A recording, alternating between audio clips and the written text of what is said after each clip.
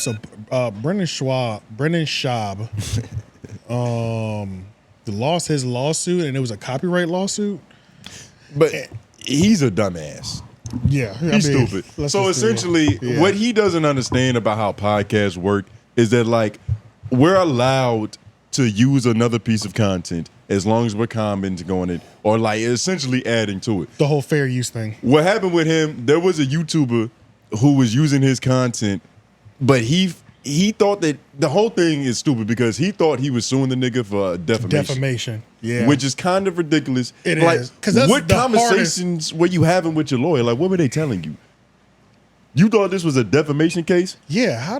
And I know y'all met more than once. That's what I'm saying. Like, how could you possibly walk around with that misconception? They was talking about his hourly pay structure, nigga. right. They were talking about no legal business. That shit is weird. I don't know, bro. Brendan Schaub is just. I would hate to be him. Before we jump into this, I tried my hardest to watch because for some reason I am subscribed to the Fighter and the Kid subreddit because they're a pretty big podcast, or they were really big at one point, especially when like Theo was there and all that stuff. And that's a notorious subreddit.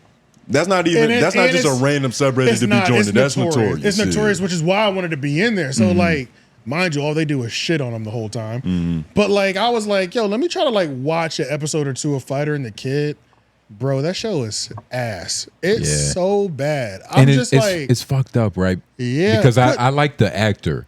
What's the actor dude's name? Brian, his co-host. Brian Callen. Brandon. I have to get it right. I respect Brian. He's real cool with Joe Rogan. I forgot his Brian. Great. I think it's Brian Collins. It's Brian something. It's Brian Collins. It's Brian Collins. Along those lines. The co-host, essentially, right? Yeah. Okay. Yeah. Okay. And who is the kid? Because Brendan Schaub is the fighter, and he's the kid. Yeah, he's the fighter. Yeah. But I do fuck with Brian not only on some like I like his acting. He's a pretty funny guy. But I think he's the best part. What? He's the best part of that podcast? He's the best part. Okay. He's the best part. He's the only real comedian. He's the only real comedian, like improv nigga. Man, I don't know, man. When I saw that shit was ass, bro. Look, man, I think you're good at your job, but you wouldn't do good in front of Brendan. Like it's one of those things to where it's not even. He's so bad. It's a draining talented people around thing down. It's a draining energy. But you know what's also interesting is when I was going through, and then we'll jump back into this like court case thing or whatever. But when I was going through the Fighter and the Kid, so their new setup that they have right now, the views seem to be really bad. But when I looked at this old, like when you go back at what their most popular clips are and their highest viewed podcasts are, it seemed to be in this studio that was like had white walls and it seemed like a big ass table. So obviously. And those, when I say like a difference in views, that white room setup, whatever that was, them shits had millions of views. Yeah. Like every episode was like 1 million, 1.2, 2.5. And then the new setup was like 67,000, 80,000, 50,000. I'm like a drastic difference. So and that's a drastic. That's a drastic drop. And I don't know. And it seemed like that white studio or that previous studio was no more than 2 years ago. It was about 2 years ago. So I wonder if they kind of had one of those, like we've talked about early in this show or earlier episodes, like when studios change, sometimes the podcast changes. You know what I'm saying? I don't know if it was that. It could have been definitely more outside. Yeah. Because Brendan Schaub in itself has had plenty of goofy shit that just happened to him over the last 2 years. And over the last couple years. Yeah, right, so it could be a combination of both. Him bringing the show down and studio changes because we know that a lot of times what we see is not the cause, it's just a symptom. Like there's a lot of background things that are also happening that's really fucking up the show. That we just don't see it with the new location most of the time. Yeah, that's true. Literally. That's true. But in that court case though, do you watch that whole thing too, right? Yeah.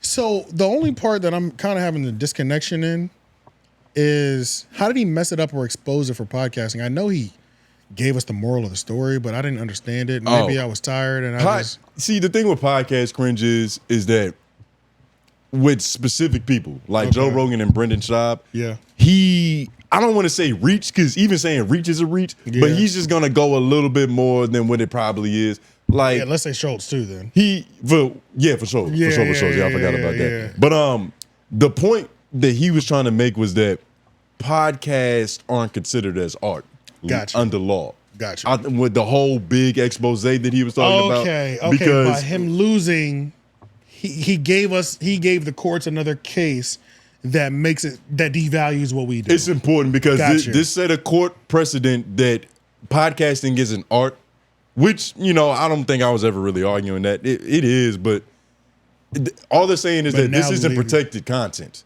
The same way that we can't just play Kanye West song on here because it's got a higher level of copyright protection. Right. Podcasts don't get that same level of respect. It's a lot lower. This nigga now that he's because that's the thing. Even in his court case, they referred back to H3 Ethan court case, which I didn't know nothing about. Yeah, but apparently that was a monumental fair use YouTube creator court case that took place that Ethan won. Yeah. So I need to do research on that. I'm sure somebody.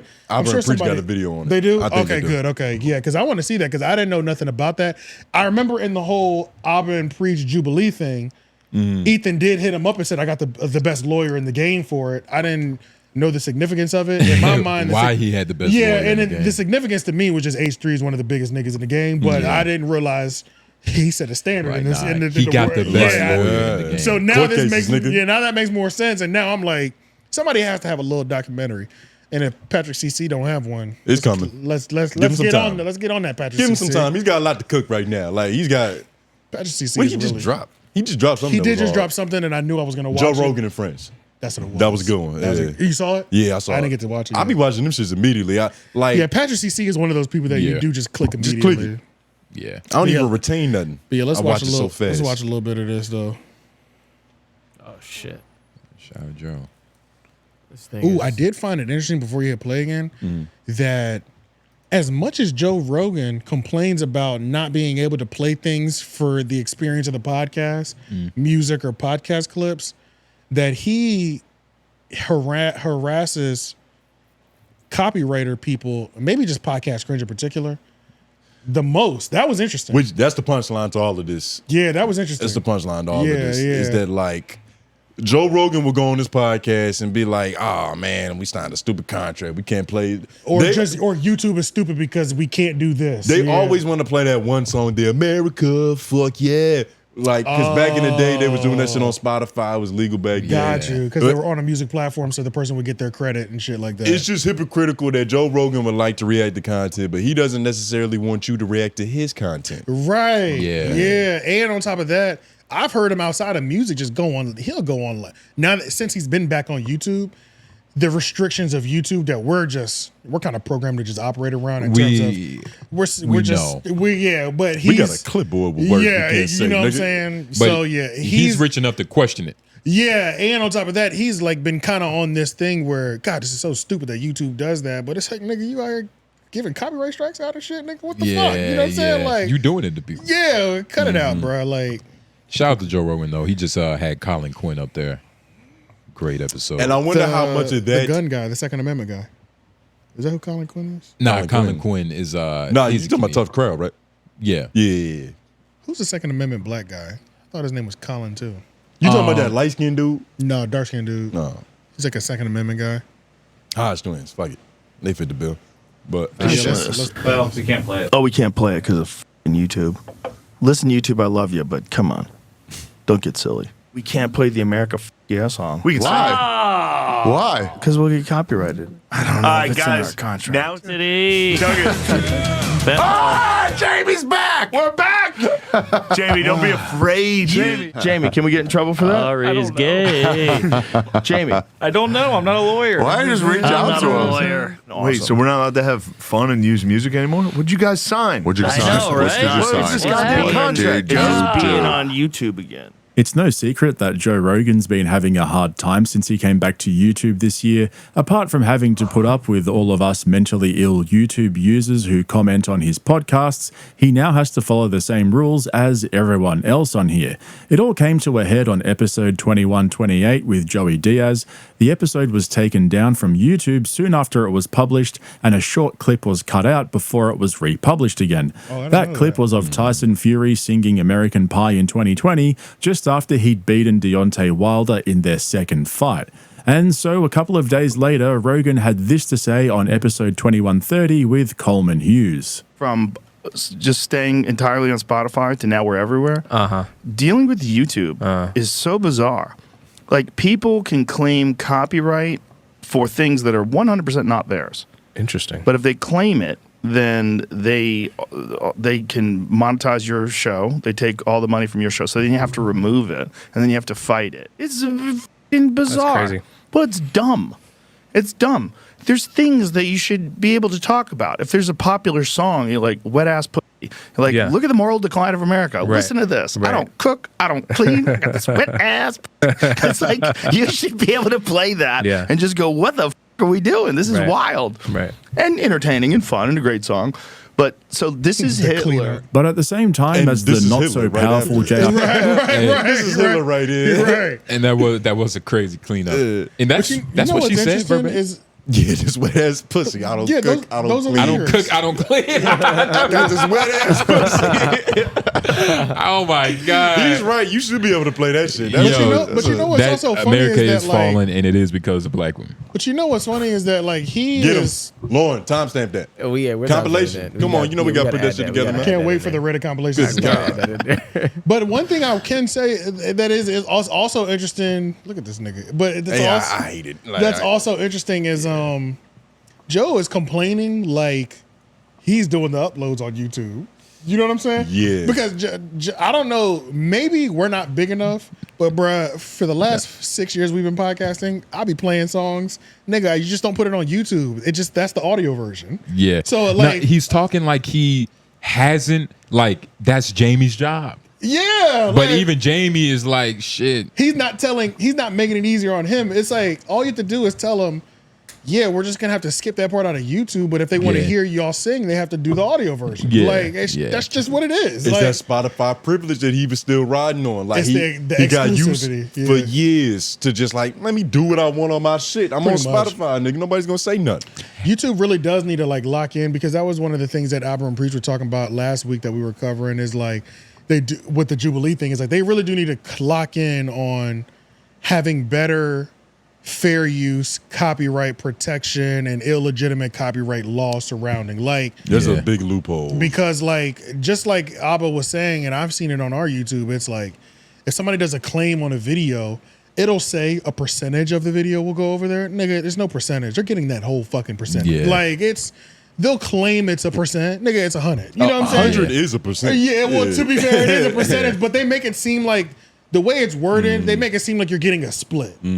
So it's like, cut it the fuck out. It's the legalese. Yeah, you know what I'm saying? Like, if you were gonna tell me, especially if we do a 3-hour podcast and that was a 2-minute bit that we just did, you know what I'm saying? How do you get 50%? Even if it was 50%, that's too much. You know, like, that's kind of weird. Like, it's just overall strange. And Brandon, he has the same haircut as Schultz. Nah, or Schultz had the same haircut. He's got blend on his fade. That's different. Is it blend or is it just old? Well, if we're comparing the blend of two white fades, so it's like it don't take much to win. Yeah, I was about to say. Andrew's barber wasn't even trying. Yeah, I was about to say.